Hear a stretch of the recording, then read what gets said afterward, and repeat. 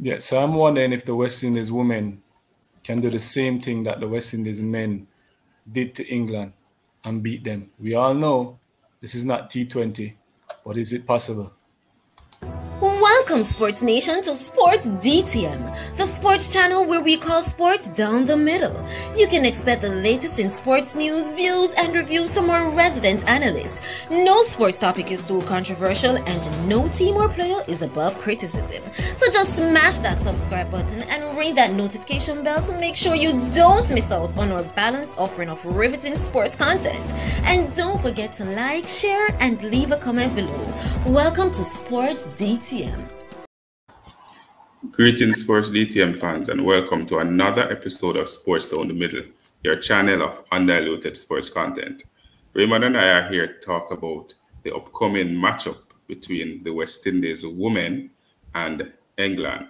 This will be the second match for both teams in the ICC World Cup, and we're pretty excited after an exciting win by the women in the first match against the host New Zealand.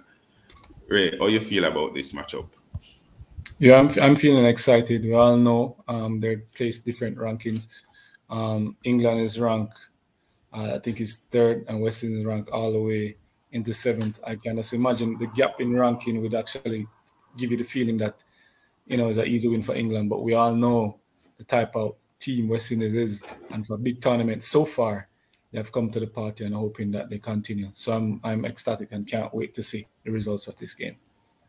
And talking about the ranking, and I'm going to share with you the head-to-head matchup between both teams. They have played 22 matches between them, England winning 15, West Indies 5, and 2 draw. So pretty much West Indies and England beating stick. Normally hear this, but beating stick. Based on this stats, Raymond, West Indies have a 25% chance of winning the match. Going into this second match, England played against Australia and lost. West Indies played against New Zealand and won. Going into this match, Ailey Matthews, the star player of the match, said that we're more confident going into this matchup than based on the way they won against New Zealand. How do you feel? Do you think the stats still against us? The odds and statistics, I'm a person who tend to live in that realm a bit, but nobody tend to look at the what you call, some person will say the God factor or some other sort, where there is some ascendancy when a team win their first match and getting some level of confidence. The stats get thrown out the window sometime and persons become heroic and play over and above what you're expecting of them. And so I'm expecting that from the West Indies female team in regards to playing England, that some persons will step outside of themselves and actually perform exceptionally well. The team they're playing, as you mentioned, is ranked number 3 in the world, and they're not an easy team to beat. And if we look at their first match of the World Cup, they lost, but they played Australia, who is overwhelming favorite. England batted second. Australia made 310 for 3. It sounds like a big score. 310 for 3. It shows how powerful the Australians are. But England, in reply, 298 for 8 of their 50 overs, just losing by 12 runs. This was an exciting matchup to see both teams going head-to-head, chasing almost 300 runs in an ODI. Yeah, Kirk, it's when you see scores like that, you wonder if it's a test cricket and persons are looking to follow on or some other sort.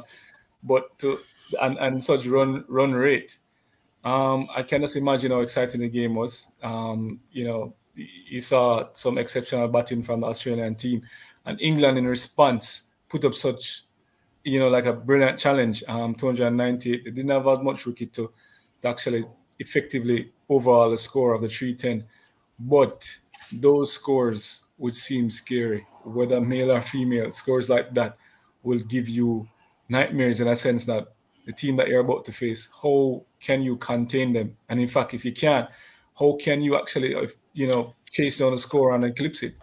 It's something that's scary when you see scores like that. The 300, that mark is ridiculous. But the West Indies team, as mentioned before, are a little bit more confident going into this second matchup. England coming off a long streak of defeats. They played Australia in a series before the World Cup and they lost all the matches. So England in their last 5 games are 4-1. Lost 4, won only one of the matches. So we're hoping that that trend will continue when they face the West Indies on Tuesday. Yeah, Kirk, we're hoping that. Definitely we are. But the funny thing about that stats of that 4-1, they're playing the number 1 ranked team over and over and over and over and over. And losing as much as they did, they learned something. And now they're playing a number ranked 17 of West Indies. It shows you that they actually have the experience playing against top ranked players and stuff like that. So even though they're on a poor streak, the experience might carry over and might put some problem, where the West Indies is concerned, might give them some trouble. And well, we hope that the losing streak will continue for England. But if we're to look at their team and in particular the way they performed a little bit more in detail versus Australia, we have the big guns, as they would call them. Tammy is ranked number 3 in the world in the batting for female. She made 74 off 82 balls. Natalie, 109. She is ranked 11th in the world. So England have the players. Knight is ranked 14th. So you have 3 of those players in their batting lineup who are ranked in the top 20, Raymond. You want to hope that they will not fire on all cylinders. And then when we look at the bowling lineup, we have Sophie, who made 1. She is ranked number 2 in terms of women bowling. Brunt is ranked number 9. And Cross didn't play. Cross didn't bat. She is ranked 9 too. Both of them ranked number 9 in terms of the batting. So England have a very deep team in terms of batting and bowling. And they're both different players ranked in the top 20 in terms of batting and bowling. Yeah, all of that you just said, it shows how hard of our uphill battle the West Indies have against these players. It's a well-oiled machine. England's a well-oiled machine, and you pretty much expect, on the day these girls might perform, and such. It seems like the odds definitely stack against West Indies. However, we all know, and especially after the first game, the response and the confidence of the West Indies female, we're expecting them to put some serious pressure on England, and hopefully they're able to see their way through and get one of those victory that we will speak highly of in the next review. Right. So of course, in the last match for the West Indies, they batted first and they made 259 for 9. And New Zealand had it at one point, but they dug deep and DeAndre that in with the final over masterclass by the captain to bring her on to win it for the West Indies. What do you expect them to do differently, or what would you want them to do differently going up against a much tougher team in England in this second match with a little bit more confidence, of course? What do you expect them to do? Whether should they bat first, bowl first, or do they need to change the batting lineup? So I'm all right with the batting lineup. I'm definitely all right with the batting lineup. But I really want them to win the toss. If they do win the toss, then I'm expecting them to bowl first. I know they had a good spell, getting New Zealand out and narrowly winning the game. But if you ask me, it's probably better if they bowl first and try and limit England. So most teams I tend to say, especially England and Australia, these teams tend to love to chase, and you don't want to give them that. You want to try and limit them as best as possible, start early, and then you yourself with the batting order that we have can actually put together a good score. But you have to score when you're chasing, you have to limit them to the same 250. Anything over that pushing into the 300s would be a tricky task, and at which point you have to go for the heroics at that point. And of course, we expect the same sort of pressure from the batters.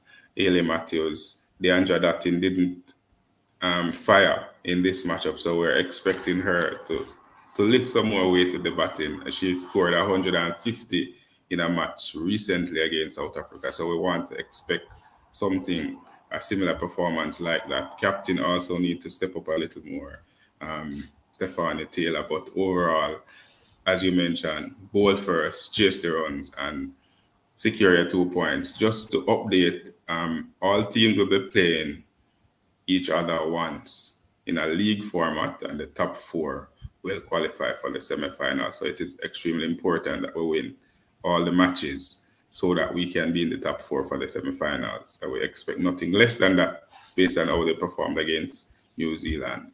Yeah. Fans out there, we would love to hear from you. What's your thoughts? Who you think will win? What West Indies need to do differently? Do they need to bat first, bowl first, or do they need to make any changes to the batting lineup? Let us hear from you by you leaving those comments in the comment section below. West Indies versus England in whichever format, male or female, is always a big matchup, and this run for years and years in the past to now. And we hope that West Indies will turn these stats around in their favor. David and Goliath again. There's also a possibility of rain, so that factor may kick in. But fans out there, this has been another episode of Sports Down the Middle. Raymond and I signing out. Always remember to tell a friend, tell a friend, tell a friend, tell a friend, tell all of them friends to come and join the Sports DTM family. This has been another episode of Sports Down the Middle. Be blessed. Good job.